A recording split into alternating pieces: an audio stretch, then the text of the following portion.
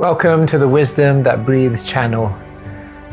Across all our platforms, we try to share wisdom which is relevant and accessible to everyone. But on this particular platform, we go deeper into some of the ancient principles found within the scriptures. If you find some of the terminology difficult or inaccessible, then go over to our Keshava Swami YouTube channel where you'll be able to find other content which is perhaps more relatable. Thank you and enjoy the wisdom that breathes.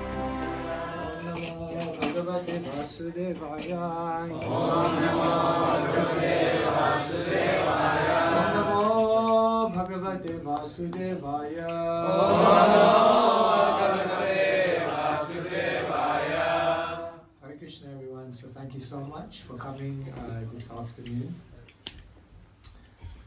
What I'll do today is we'll pick a random verse from the Bhagavad Gita and I'll share a few thoughts with you. And then I'll open it up and see, perhaps you may have some questions. Perhaps you've already come here today with some questions in your mind, some things that you're wondering about in life or observing. So it's an opportunity today that we can have a discussion. Whenever we open a spiritual book, we understand that we're not just reading words on a page from thousands of years ago, but what we understand is that this is the Supreme Person who is speaking to us here in 2023 today. This message that we hear today is not just a message for someone else, it's a message for us. And if we listen carefully with an open heart and open mind, then we'll actually see that Krishna in the Bhagavad Gita is telling us everything we need to hear. Actually, he's answering our questions sometimes before we've even asked them. So it's very, very powerful. I know life is busy and I know there are many anxieties and many things in your mind and heart, but at least for the next half an hour, 40 minutes, try to be completely present and see in what way Krishna will inspire us today. It's okay. Prabhu, can you give us a number between 1 and 18? 15. 15. Okay, wonderful. So today we'll read from the 15th chapter of the Bhagavad Gita. I am just going according to your direction, so let's see. Just give me 1 second. So 15th chapter is a very beautiful chapter of the Gita. And Prabhu, would you like to give us a number between 1 and 20? 19. 19, okay, here you go. Alright. You asked for it. Very famous. Okay, so today we're reading from chapter number 15.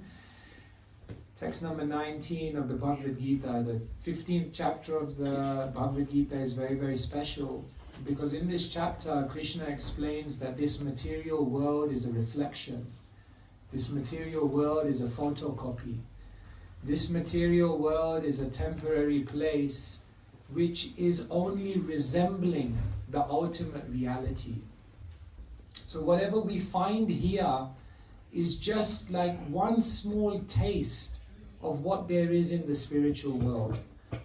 Srila Prabhupada, when he went to America, he went during the 60s, right? And the 60s was hippie time. And it meant sex, drugs, and rock and roll. So in one class, one hippie, he came up, he's put his hand up and he said, Swamiji, what is the spiritual world like? So Prabhupada was thinking how I will explain it to him. So Prabhupada looked at him and said, the spiritual world is like an ocean of LSD. So he said, sounds good. I'm ready. How do I go there? So whatever we experience in this world is just a taste, just a fragment. We've experienced some love in this world, but then that love ends. We've experienced some excitement in this world, but then the excitement ends. We experience some satisfaction in the world, but then it ends. And so the world only gives us a taste because it's simply a reflection. If you go into the reflection of a tree in the water and you try to pick out a fruit, you'll simply end up getting wet. So people are looking for the right thing, happiness, but they're looking in the wrong place. So Krishna here in this chapter tells Arjuna, shift your vision. Instead of trying to chase dreams in the material world, try to chase the reality in the spiritual world.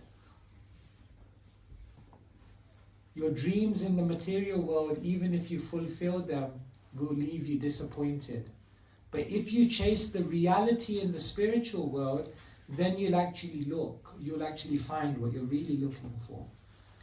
So right at the end of the chapter, this is what Krishna says to Arjuna. You can repeat after me, it's quite famous, and otherwise it's easy. Sanskrit is it will stick in your mind. So you can repeat after me. Yo mamevam ashamudho janati purushottamam sa sarvavit bhajati mam sarvabhavena bharata yo mamevam ashamudho janati purushottamam sarvavit bhajati mam sarvabhavena bharata. Okay, so I'll just read the translation, and then I'll read the first bit of the purport, and then this is a long purport, so we'll have a discussion. So this is Krishna speaking to Arjuna. Whoever knows me as the Supreme Personality of Godhead without doubting is the knower of everything. He therefore engages himself in full devotional service to me, O son of Bharata. Commentary by Srila Prabhupada. Srila Prabhupada ki jai. There are many philosophical speculations about the constitutional position of the living entities and the supreme absolute truth. Now in this verse, the Supreme Personality of Godhead clearly explains that anyone who knows Lord Krishna to be the Supreme Person is actually the knower of everything. The imperfect knower goes on simply speculating about the absolute truth. But the perfect knower, without wasting his valuable time, engages directly in Krishna consciousness, the devotional service of the Supreme Lord. Throughout the whole of the Bhagavad Gita, this fact is being stressed at every step. And still there are so many stubborn commentators on Bhagavad Gita who consider the Supreme Absolute Truth and living entities to be one and the same. Om Agyan Timiran Tasya Jnanandana Shalakaya Chakshur Militam Yena Tasmai Shri Gurave Namaha Shri Chaitanya Mano Ishtam Sthapitam Yena Bhutale Svayam Bhagavan Swapadantikam Vandeham Shri Guru Shri Padakamalam Shri Guru Vaishnavamscha Shri Rupam Sagrajatam Sadhana Raghunathan Vitam Tam Sajivam Saretam Savadutam Harijana Saritam Krishna Chaitanya Devam Shri Radha Krishna Padam Sadhana Lalita Shri Chakritamscha He Krishna Karuna Sindhu Deenabandhu Jagatare Gopesha Gopika Kanta Radha Kanta Namoste Tapta Kanchana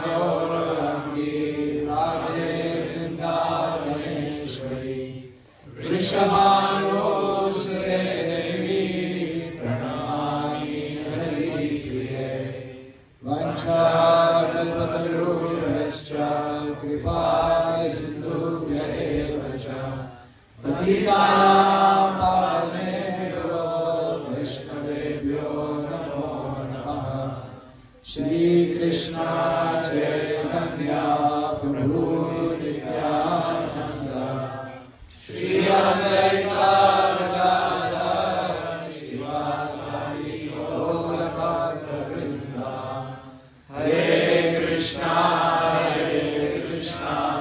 Krishna Krishna, Hare Hare, Hare Rama, Rama Rama, Hare Hare. Srila Prabhupada ki jai. Here Krishna says, if you know I'm the Supreme Personality of Godhead, you know everything. No need to go to university. Save your money. What does Krishna mean? It's very interesting. One time a reporter, he came to Srila Prabhupada and he said, does the Guru know everything? Prabhupada said, yes. And then he looked at Srila Prabhupada and he said, are you a Guru? Prabhupada said, yes. And then he looked at Srila Prabhupada and he said, how many windows in the Empire State Building? And you know what Prabhupada's answer was? He looked back at the reporter and he said, how many drops of water in a mirage?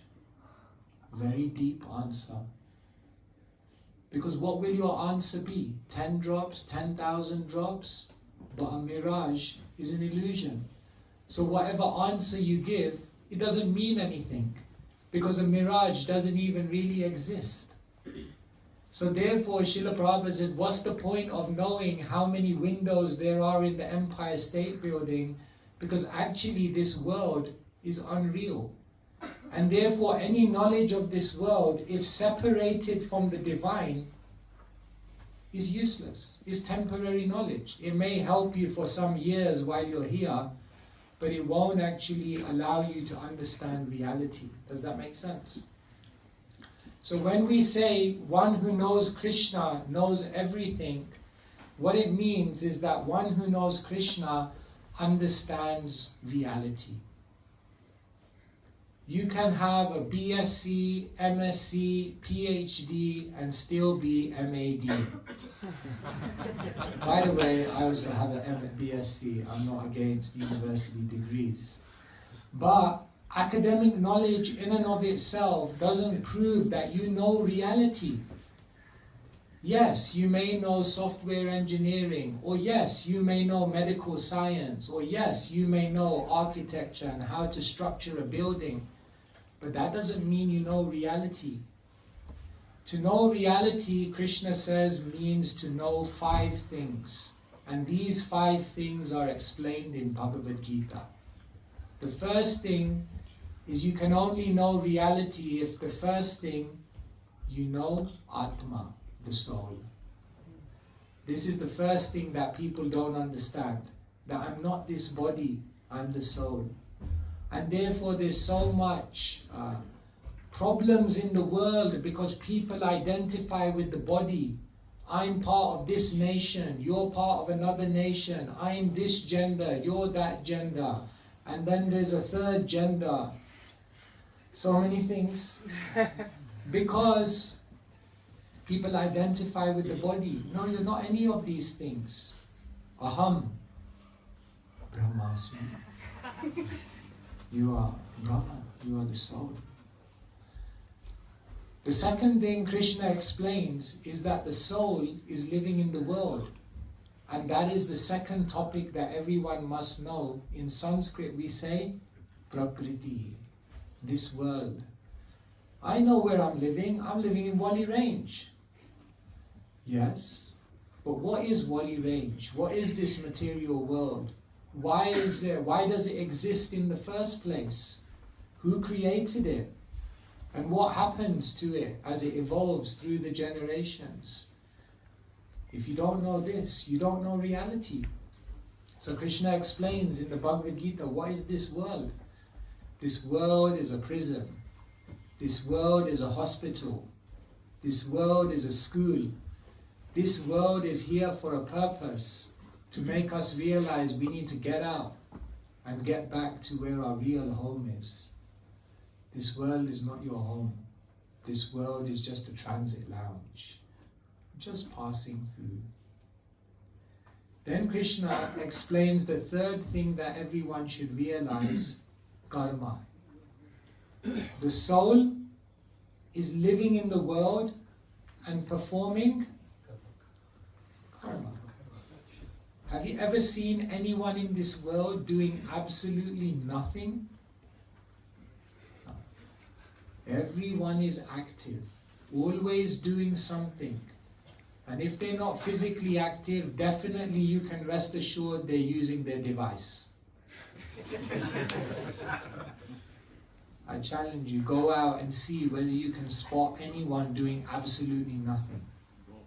You will see people are active all the time, always doing something.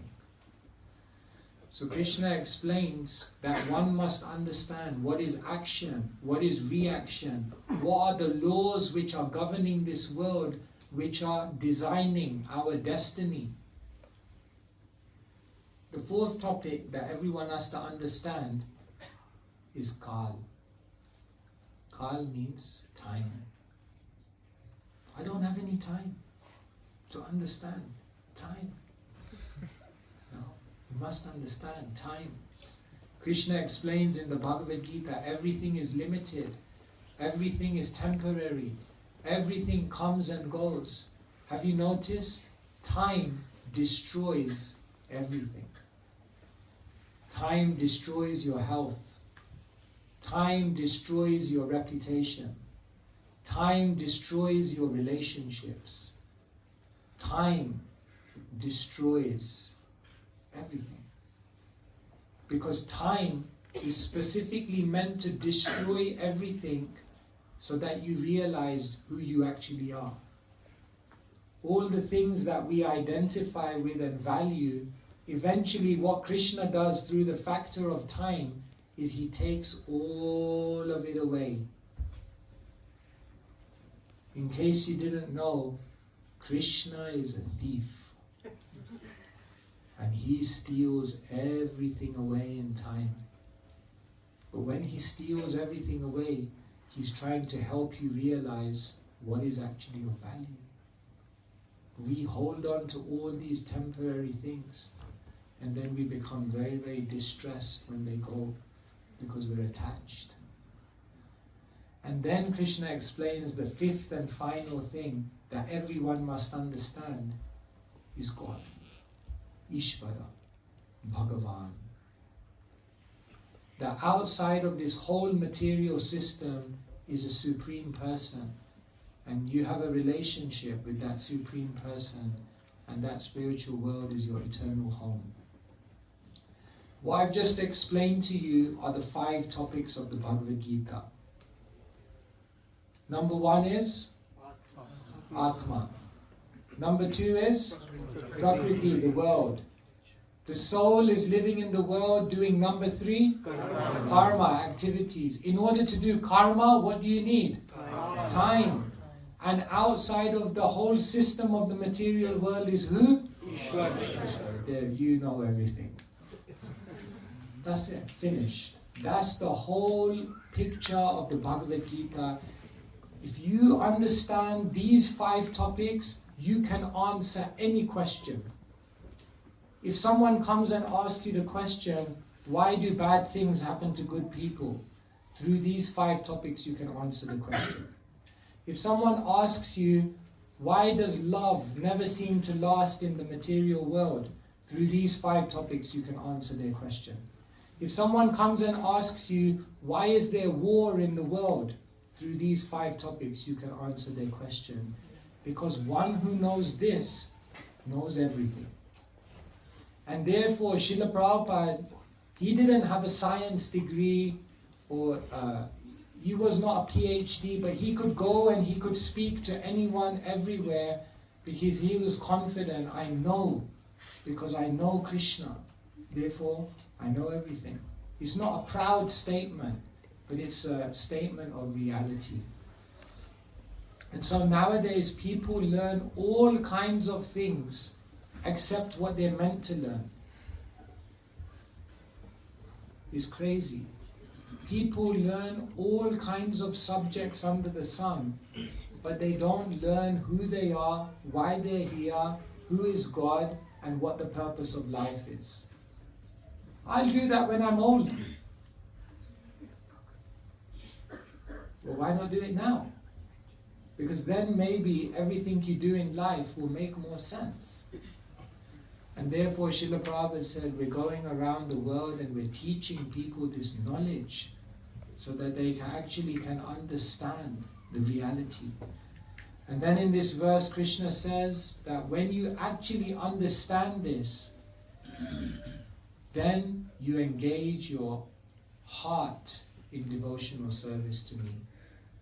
Because once you understand that Krishna is the source of everything, Krishna is my best friend, Krishna is my long lost lover who I have to connect with again, then naturally everything in your life will become connected to Krishna.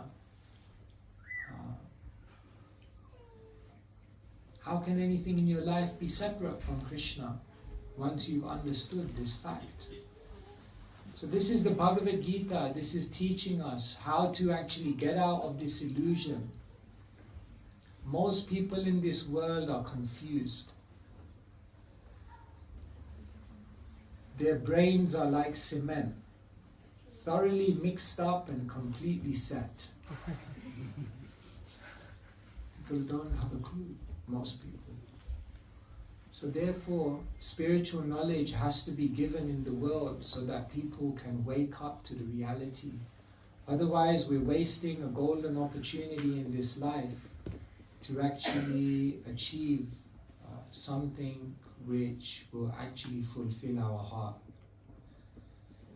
And this is why Bhagavad Gita is so practical. Recently I was on the street. Okay, yeah, just give me 2 minutes and then I'll open up for questions. Recently I was on the street giving out Bhagavad Gitas and someone said to me, why don't you do something practical for the world?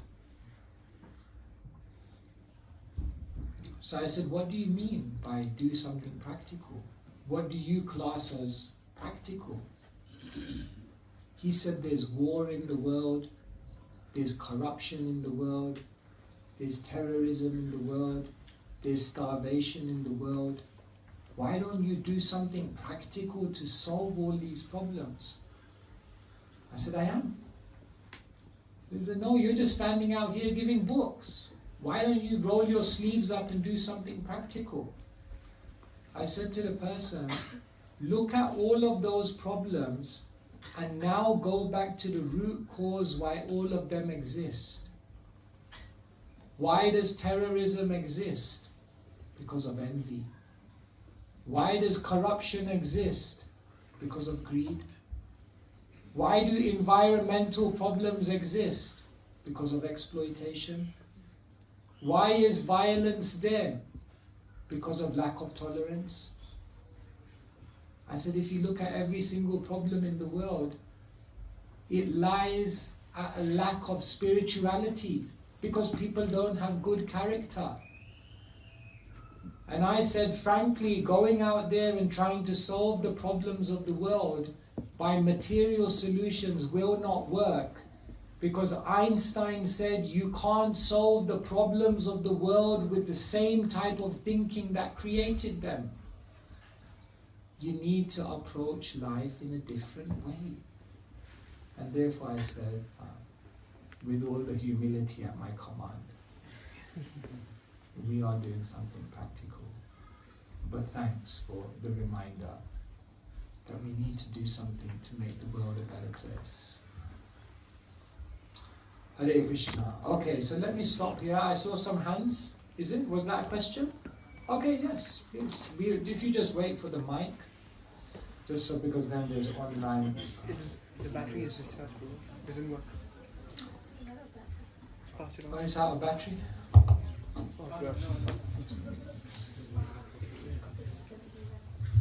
So yes, we have some time. So any question you want to ask, you don't have to feel shy. Please be open, please be straightforward.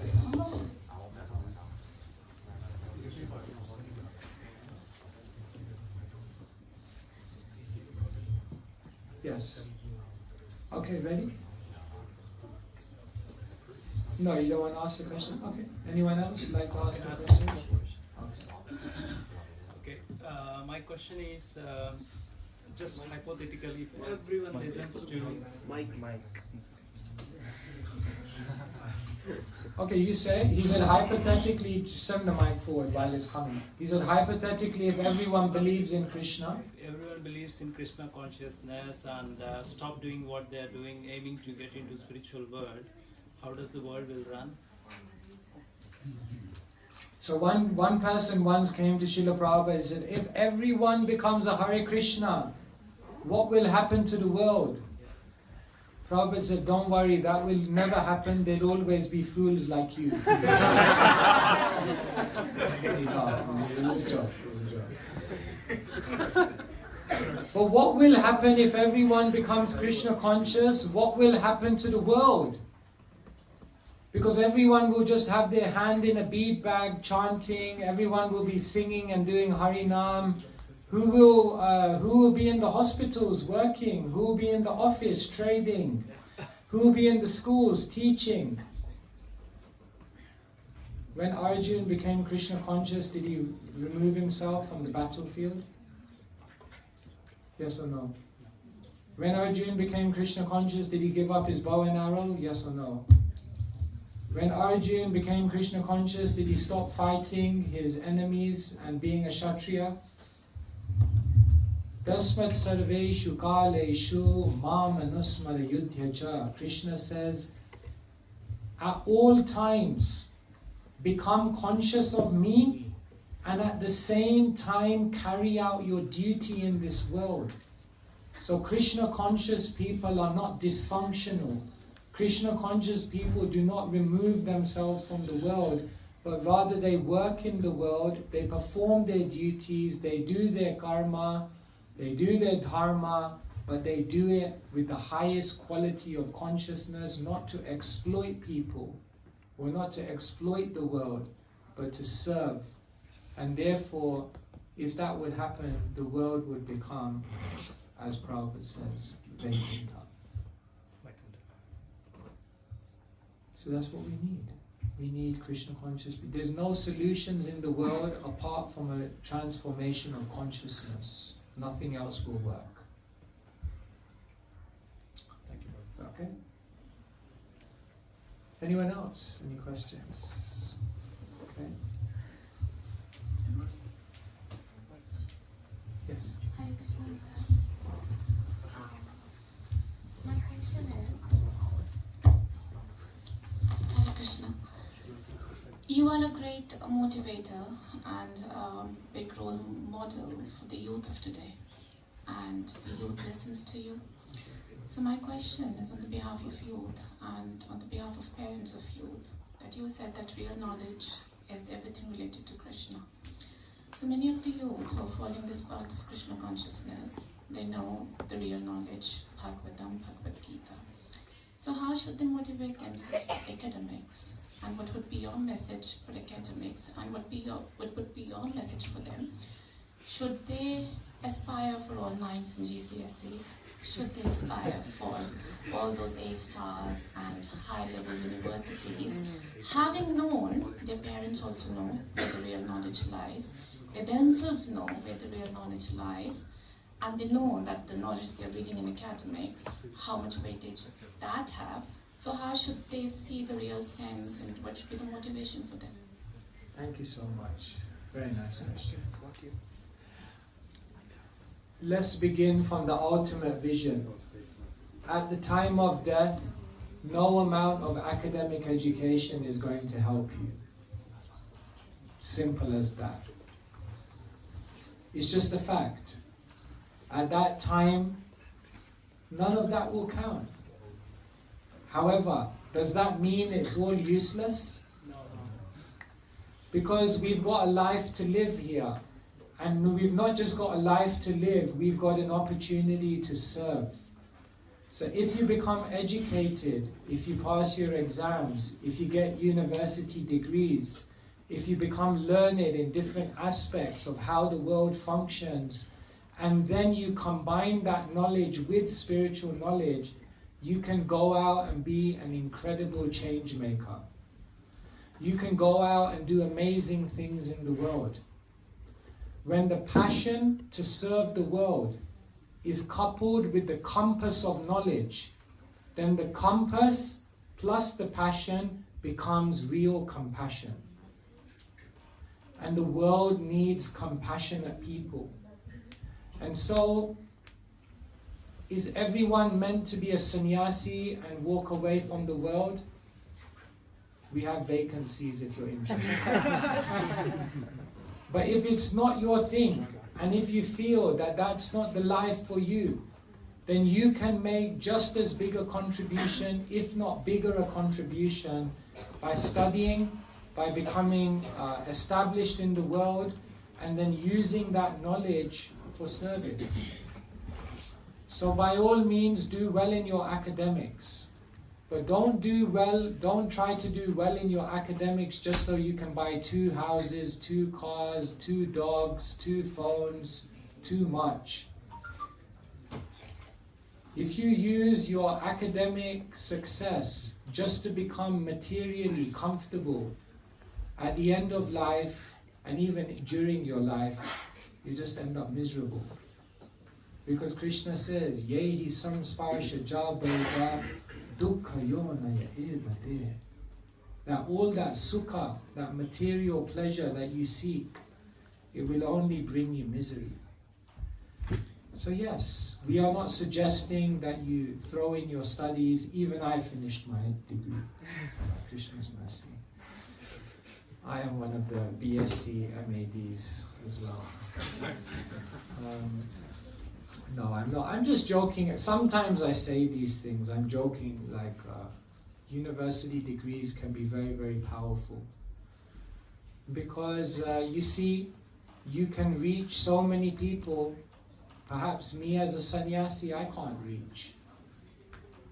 But if you have a PhD, if you do really well in your studies, or if you become acclaimed in a certain field in the world, then you can go and really serve the people here very, very wonderfully. So we need devotees everywhere. We need devotees in the monastery. We need devotees in the corporate world. We need devotees in the hospitals. We need devotees in the corner shops. We also need them. We need devotees everywhere. And should you aim for all A's? Is it A's nowadays or is it numbers? Nines. Nines. Should you aim for all nines? Aim to do the best for Krishna. But don't be attached. After you've done your best for Krishna, whatever result comes, accept that as the mercy of Krishna, as the plan of Krishna, and move on. Otherwise, in the endeavor to get all nines, you overburden yourself with so much stress and anxiety that you may be academically successful and internally completely drained and miserable. So, we must keep everything in perspective.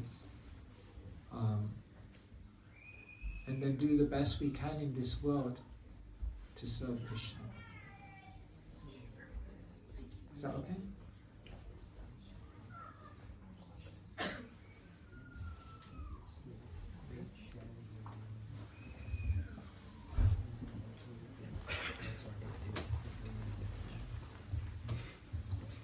Hare Krishna Prabhuji. So now festival season is running. So today and tomorrow Diwali. And most of the people have a tendency to visit temples during only festival season to offer and worship and participate in all ritualistic ceremonies, so that they can help temple priests and all far off area. So these are kind of mentality people have nowadays. Yes. So if they just attend festival day to temple and do all ritualistic things, that is a devotional service. So how can we, when people discuss like this, how can we, of course, I've been coming to temple regularly, but how can we deal with this kind of, attitudes? How can we answer questions if someone says like this? Most of religion today has become very ritualistic. People do rituals, but they don't understand the meaning and the purpose behind it. Therefore, festivals are an opportunity to help people to understand, why are you coming to a temple? Diwali is the festival of light. But what does Krishna say in Bhagavad Gita about light? Keshamevanukam partham aham ajnanajam tamaha nasayami atma bhavasto jnana deepena bhashvata. That the real light is the jnana deepena, the lamp of knowledge.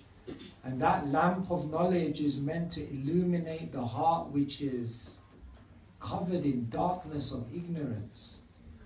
And so if you really want to celebrate Diwali, it's not enough just to light a lamp in your home. It's not enough to just light a lamp in your temple. It's not enough to just do the rituals. One must light the lamp of knowledge.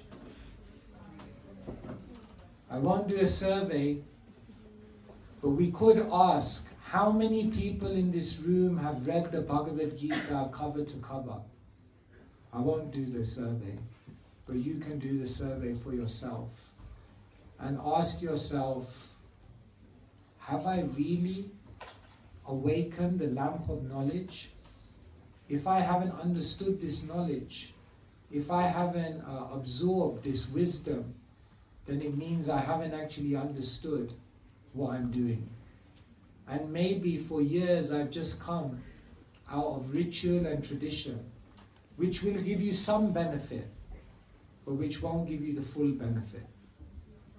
If I gave you an iPhone and you used it as a door stopper, it would work. But if you did that, we'd look at you and say, is that what you're going to use an iPhone for? Just as a door stopper? You could do so many much more amazing things from that. So similarly, we take religion and we just use it for a very lesser thing. But actually, this tradition has the ability to give you something so valuable if you actually understand what it is. And in order to do that, you need to light the lamp of knowledge. And that means you need to take some time to read Bhagavad Gita. Is that okay? Hare Krishna Maharaj, my humble obeisance is that you're well accomplished and well travelled, so to speak. Thank you for being in Manchester. We'd like to have you here more often, Maharaj. So, just a simple question. Perhaps you could give me your take on this one. Yesterday, I was at a book table in Stockholm-Trent, and we had a few books on display. And one practicing Christian approached me, not challenging, I think the mood was right, as to what is your funda, what is your philosophy, what are you here to talk about? And I promptly said, the goal of life is to connect with the Lord, have that inner peace. And immediately the next question was, have you made your connection? Have you found the peace? And I tried to wriggle out of that situation, but wanted to be very, very humble. I thought I could ask you as to what could be our response in a situation like that. Trying to give the message and at the same time being very humble. Not trying to convey that, being Krishna conscious is a higher state than any other approach to connect with the Lord. Please, if you could respond to that, Maharaj. Have we connected with God? If someone asked me that question on the street, I would just be honest with them. And I would say that I'm in the process of connecting. I have connected, yes. There are some days when I feel the presence of God very, very strongly. And there are other days when material consciousness covers me and I need to work harder and be stronger.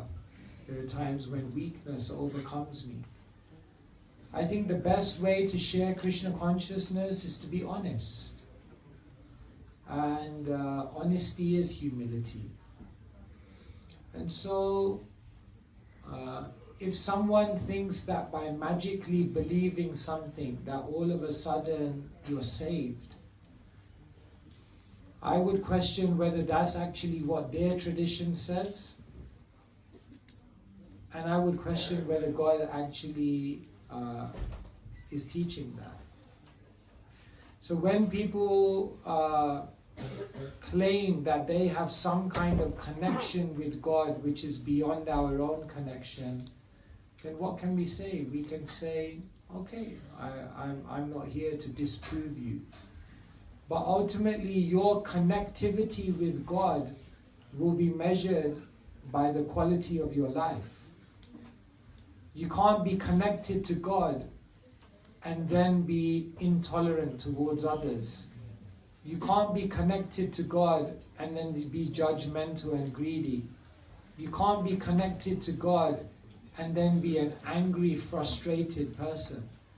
And frankly, many of the people who we meet who say they love God display signs of these things.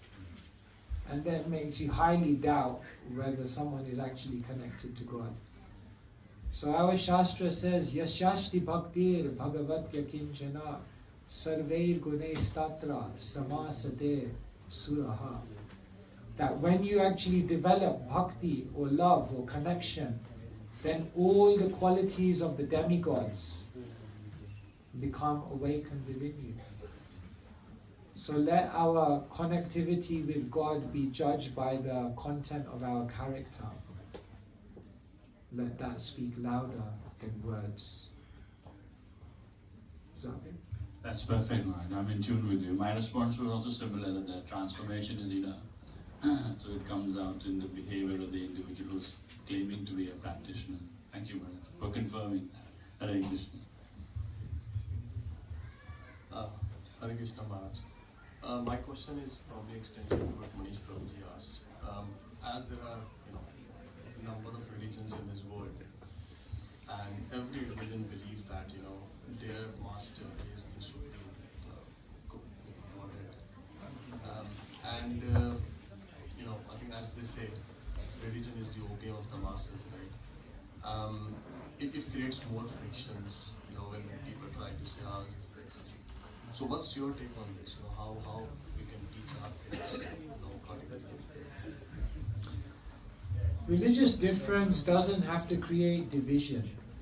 Srila Prabhupada, when he was in Calcutta, he was recalling that there were Indians and Muslims living in Calcutta at that time.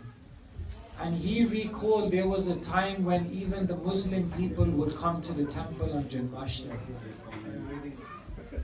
In other words, they may have had different theological beliefs, but they learned to live in harmony. According to our understanding, the differences in religions are just differences in culture and ritual. But that doesn't mean that they have to fight with each other or compete with each other. Rather, those religions have to understand that the ultimate purpose of each one of them is the same. And so the same God came at different times, places, and circumstances to teach the same message, but in ways which are relevant to the people of that time.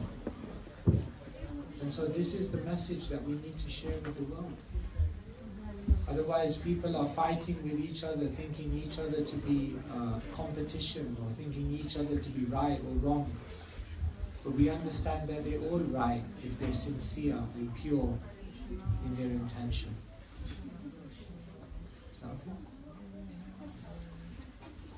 All right. Take the last question then.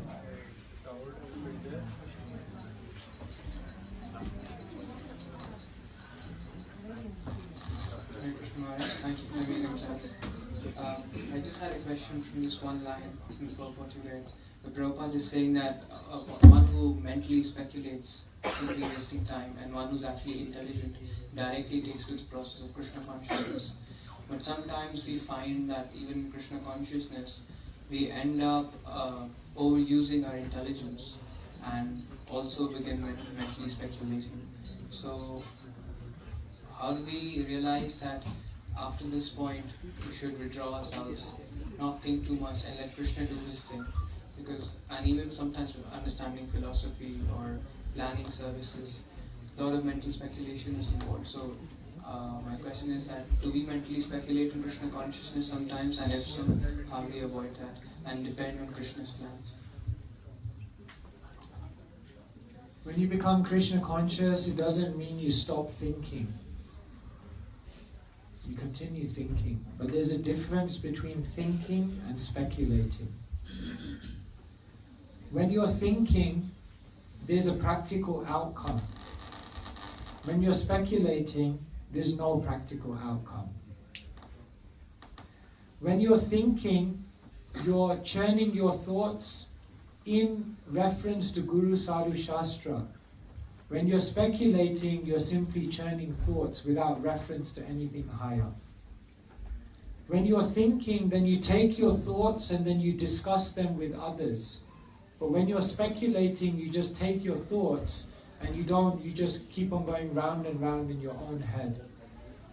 When you're thinking, it will actually energize, uplift and clarify you. But when you're speculating, it will just drain you and frustrate you. And so it's very, very important to understand what are the signs of speculation. Because sometimes people think we shouldn't speculate and therefore they stop thinking. No, we must think. Even Krishna says that to Arjuna, Vimrasheta Sheshena Yatechasi Tatha Kuru. Now think about everything that I've told you and then do what you want to do. So you must think. But speculation is just like mental gymnastics. You're just going round and round in the mind. Going nowhere. Just round and round. So that kind of mental energy is not good. Make sense? So just realize the difference between thinking and speculating. Thank you. All right. I think we've finished there. We have time for a couple more questions, just if they want. Okay. If anyone has a question. Sorry. Hare Krishna Maharaj. How do we know? How do we trust scripture, and how do we know if anyone made them up? How do we trust scripture and how do we know if anyone made them up? Practice them, live them, try to apply them in your life and see whether it actually works. Scripture is not something just to be believed. Scripture is something to be applied and tested in your life. And so Krishna explains, if you apply this knowledge, what the different transformations there will be in your life. So give it a go and try it out. And then you will be able to see for yourself that it's not just a faith or a belief, but that it's actually something very, very scientific. Okay?